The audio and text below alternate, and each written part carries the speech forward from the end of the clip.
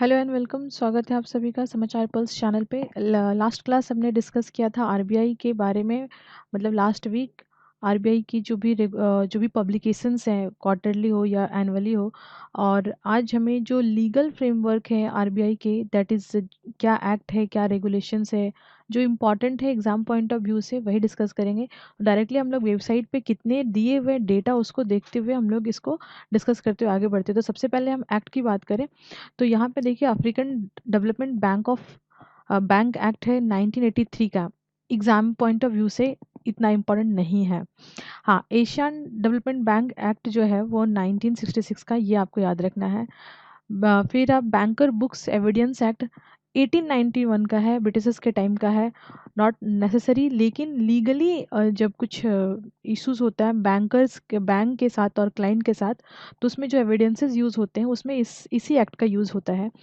फिर हम देखेंगे बैंकिंग जो कंपनीज एक्ट है, राइट, 1970। तो खैर अब ये तो चेंज हो गई है।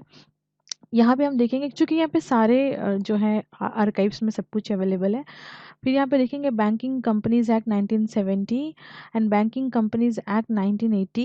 नॉट मच नेसेसरी बिकॉज ये जो है एक्विजिशन से संबंधित है, एग्जाम के लिए नहीं। लेकिन यहाँ से क्वेश्चन बार बार आता है, बैंकिंग रेगुलेशन एक्ट 1949। ठीक है, तो बहुत इंपॉर्टेंट है ये वाला।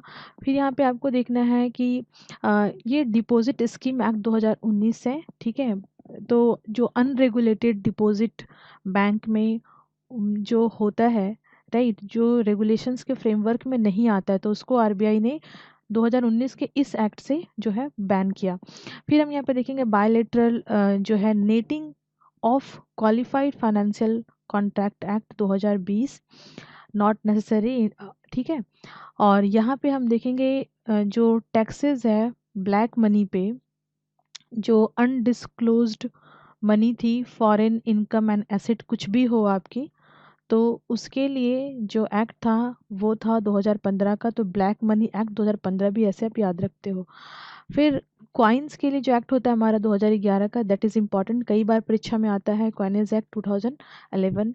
फिर credit information company regulation act 2005। बस ऐसे ही याद रखिएगा, कुछ ज़्यादा इम्पोर्टेंट नहीं है। फिर हम देखेंगे इंश्योरेंस के लिए deposit insurance and credit guarantee corporation act 1961। ये बॉडी से संबंधित है। जब आप बैंकिंग पढ़ते हैं तो डिफरेंट डिफरेंट बॉडीज़ को पढ़ते हैं, तो वहाँ पे बॉडीज़ का नाम आता है। तो एक्ट आपको ध्यान में रखना है कि कौन से एक्ट से कौन सी बॉडी बनी है, deposit insurance and credit corporation. ठीक है, export import bank act 1981, very very important. ठीक है, एग्जिम बैंक बोलते हैं, तो कब आया था वो एक्ट है 1981। फिर हम देखेंगे यहाँ पे जो रेगुलेशन एक्ट है, ठीक है, फैक्टरिंग रेगुलेशन एक्ट नॉट बहुत इम्पोर्टेंट नहीं है। फॉरेन के लिए हम देखेंगे यहाँ पे जो फॉरेन एक्सचेंज मैनेजमेंट एक्ट है जो है 1999 का, ये इम्पॉर्टेंट है, याद कर सकते हैं। फ्यूजिटिव इकोनॉमी ऑफेंडर एक्ट 2018 में आया था, जब विजय माल्या का जब केस हुआ था। और Vijay Mallya was the first Indian that is the fugitive economy offender under article 2018। ठीक है, तो ये बहुत इंपॉर्टेंट है। जब जैसे भारत से कोई पैसा लेके बाहर चला जाता था, दूसरे देश का सिटीजनशिप ले लेता था, वहाँ पे वो उस पैसे को इंजॉय कर रहा है और हम कुछ नहीं कर पाते थे। लेकिन इस एक्ट के आने से अब ये सब काम जो है बंद हो जाएगा। लेकिन 2018 से पहले जो एस्केप कर चुके हैं उनके लिए उस देश की गवर्नमेंट से, गवर्नमेंट ऑफ इंडिया को बायलैटरली टॉक करके अलग अलग कदम उठाने पड़े। लेकिन 2018 के बाद से अब कोई भी देश जो है, वो भारत का कोई भी आदमी हो जो फ्यूजिटिव इकोनॉमी ऑफेंडर का ठप्पा लग चुका हो उसके ऊपर, तो उसकी जो भी फॉरेन एसेट होगी वो देश जो है भारत को देगा एनी हाउ। तो ये हो गया। फिर गवर्नमेंट सिक्योरिटी एक्ट 2006। फिर ये आप देख सकते हो सिक्योरिटी के लिए है, तो ध्यान में रखना है बस। यहाँ पे high denomination bank note act 1971, तो आपको पता है जो हमारा डिमोनेटाइजेशन के टाइम पे हुआ था, कि मतलब हायर वैल्यू करेंसी जो है मार्केट में सर्कुलेट कब हो सकती है, कब नहीं हो सकती, इसके लिए गाइडेंस होता है। तो कब हो सकती है, जैसे डिमोनेटाइजेशन हुआ था तो उस टाइम पे हायर वैल्यू करेंसी जो थी वो सर्कुलेशन में थी। बट जब मैंने उस समय एकदम इन्फ्लेशन वगैरह बहुत काफ़ी हाई था, लेकिन जब आपको इन्फ्लेशन को कंट्रोल करना पड़ता है तो हायर वैल्यू करेंसी को मार्केट से निकालना पड़ता है। फॉर एग्जांपल 2000 का नोट, आप अभी देखोगे आपको 2000 का नोट मार्केट में कम देखने को मिलता है। वो इसलिए क्योंकि जो है हमें अपने इन्फ्लेशन को काउंटर करना है। 2016 में जो हमारी गवर्नमेंट ऑफ इंडिया का इनिशिएटिव है कि 4 ± 2% इन्फ्लेशन ही हमें रखना, ये हमारा एजेंडा है। ना हम यहाँ पे देखेंगे इंडस्ट्री डेवलपमेंट बैंक एक्ट 2003, तो आप जो हमारी आईडीबीआई के लिए है ये। एंड इन अब ये तो बहुत ही इंपॉर्टेंट है, बार बार क्वेश्चन आता है, इंसॉल्वेंसी एंड बैंक करप्सी कोड 2016। फिर यहाँ पे देखिए जो international monetary fund bank act 1945, क्योंकि उस समय पे हम जो है अपनी देश में आज़ादी 47 में हुई और जो बैंकिंग चीज़ें थी वो धीरे धीरे रेगुलेट हो रही थी। तो आईएमएफ का जो मतलब पार्ट है या हम एसोसिएटेड हैं बैंकिंग के एंगल से, तो ये इस एक्ट के तहत है। लीगल टेंडर एक्ट नोट के लिए अगर हम देखें तो ये है 1964। तो किसी भी तरह का इनसब्सक्राइब जो नोट्स है जो यूजिंग है, उसमें अगर कोई लीगल, जैसे याद है आपको जब डिमोनेटाइजेशन हुआ था तो मोदी जी ने कहा था कि आज से इतना हज़ार और ये 500 की नोट जो है वो लीगल टेंडर नहीं रहेगी। तो ये लीगल टेंडर कोई भी नोट, क्योंकि उसमें गारंटी दी गई है आरबीआई के द्वारा, राइट, तो उसी को हम फॉलो करते हैं। तो ये वही का एक्ट के तहत ये लीगल टेंडर है। और अगर लीगल टेंडर किसी भी नोट से हटा दिया जाता है तो वो नोट आपके लिए कोई मायने का नहीं होता है। Micro small and medium enterprises act 2006, national bank for agriculture and rural development act 1981, तो नाबार्ड, ये आपको याद रखना है। National bank for financial infrastructure development 2021, very very important. ठीक है, इसके तहत बैंकिंग फाइनेंशियल इंफ्रास्ट्रक्चर का मतलब फाइनेंशियल इंक्लूजन से संबंधित, फिनटेक से संबंधित, राइट। नेशनल हाउसिंग बैंक 1987, और इसमें चेंजेस भी हुआ। पहले ये जो है आरबीआई के द्वारा, मतलब हम कह सकते हैं कि आरबीआई की रेगुलेटरी तो है ही ये, बट फंडिंग भी आरबीआई के साथ होता था। आरबीआई के अंडर कंट्रोल थी फंडिंग के मामले में भी। लेकिन अब हम देखेंगे कि ये गवर्नमेंट ऑफ इंडिया के अंदर है, पूरी तरह funded by government of India, but regulated by RBI. Obvious सी बात है, जितनी बैंक होंगी भारत में वो रेगुलेशन तो आरबीआई के हाथ में होगा। फिर निगोशिएबल इंस्ट्रूमेंट, जैसे कि निगोशिएबल इंस्ट्रूमेंट क्या होता है, जैसे कि हमारे जो हम जो ट्रेजरी बिल खरीदते हैं, तो ट्रेजरी बिल का जो प्राइस है, लेट सपोज 100 रुपये उसका प्राइस है और उसका टाइम पीरियड है 1 ईयर का, बट आप चाहते हो कि उसको समय से पहले बेच दें, तो आप अपने किसी फ्रेंड को, आपकी कोई फ्रेंड है उनको आप बेच सकते हो, तो वो प्राइस पे निगोशिएट कर सकते हैं, तो that is a negotiable, right. तो जो ट्रेजरी बिल्स होते हैं या जो बॉन्ड्स होते हैं, तो उनका नेचर होता है कि वो निगोशिएबल है या नहीं है। तो ये यहीं से फिर सेकेंडरी मार्केट और प्राइमरी मार्केट का भी कंसेप्ट शुरू होता है, ठीक है। तो ये निगोशिएबल इंस्ट्रूमेंट एक्ट 1881 का है। Payment and settlement system act 2007, याद रखना इंपॉर्टेंट है। मनी लॉन्ड्रिंग एक्ट 2002, 100 बार पढ़ते होंगे आप सब। फिर पब्लिक डेब्ट एक्ट 1944 का है। और जो हमारी आरबीआई की बैंक्रप्सी अगर हो जाती है, कोई भी जो उनका कस्टमर है, ठीक है, तो उससे कैसे अपना डेट को रिकवरी करना है, उसके लिए 1993 का एक्ट है। आरआरबीज का जो एक्ट 1976। फिर हम देखेंगे रिजर्व बैंक का जो पब्लिक ओनरशिप ट्रांसफ़र वाला एक्ट है 1948। अब ये 48 वाला क्या एंगल समझिए थोड़ा सा। जैसे आपकी कोई बैंक है, आप प्राइवेट बैंक है और वो नेशनलाइज होती है या तो अलग एक्ट से, जैसे बार बार नेशनलाइजेशन 2 बार जो हमारा हुआ है, और लास्ट एक मेगा नेशनलाइजेशन अभी मतलब नेशनलाइजेशन नहीं, शॉर्ट ऑफ मर्जर हुआ था।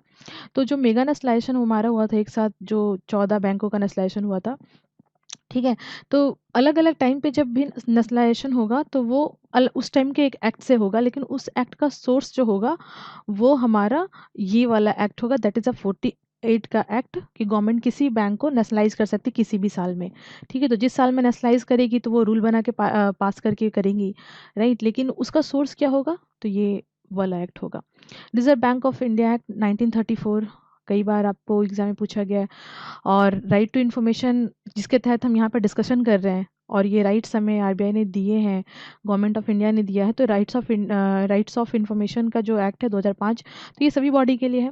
फिर हम यहाँ पे देखेंगे हमारा जो यहाँ पे सरफासी जिसको आप बोलते हैं, securitization and reconstruction of financial asset and enforcement of security interest act 2002, जिसको सरफासी बोलते हैं।